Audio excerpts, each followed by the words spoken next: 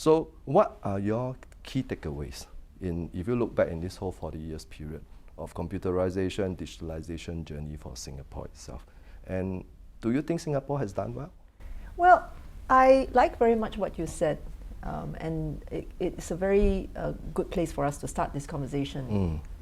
Your point is that, in tech, things change so quickly, and that's why I always say, even when I meet with my counterparts, that there is no real country that can claim to be a leader in digital developments.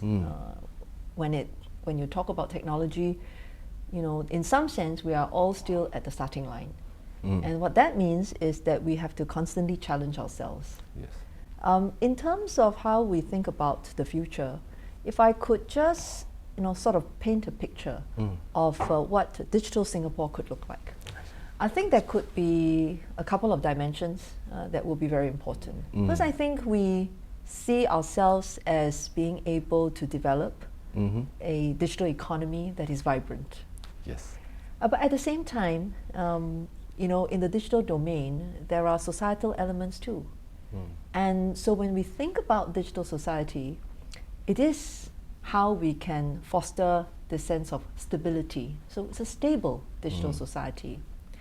Very importantly, of course, this whole journey must involve the government. Government itself delivers a lot of services to our citizens. And so when we ask ourselves what government ought to aim to be, then as a digital government, we must aim to be progressive. Yes. Now, for all of these things to work well together, digital security is critical. It has to be comprehensive. And if I were to further then expand on these four areas: digital economy, digital society, digital government, digital security. Where digital economy is concerned, there are again three main pillars. One is that our infrastructure to support connectivity is going to be very important, and the developments reach a certain baseline, and then you have to think about the next bound. But equally important is the enterprise and industry ecosystem that forms the core of the digital economy. How do we build up capabilities? How do we foster innovation? How do we promote transformation? Those are the areas that I think will continue to occupy our minds.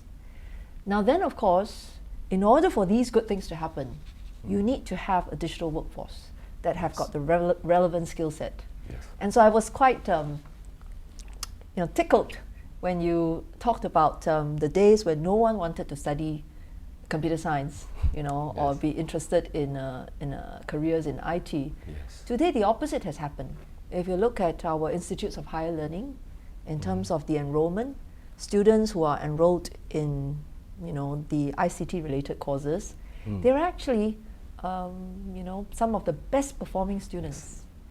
And of course, we know that when they complete their courses and join the workforce, there are so many opportunities awaiting them.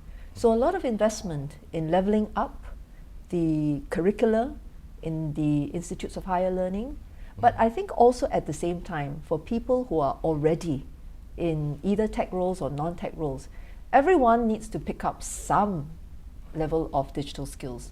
Yes. And the more we are able to deepen their skill sets, I think the more we are able to keep them relevant. So I would say that those are broadly the few areas that we emphasize.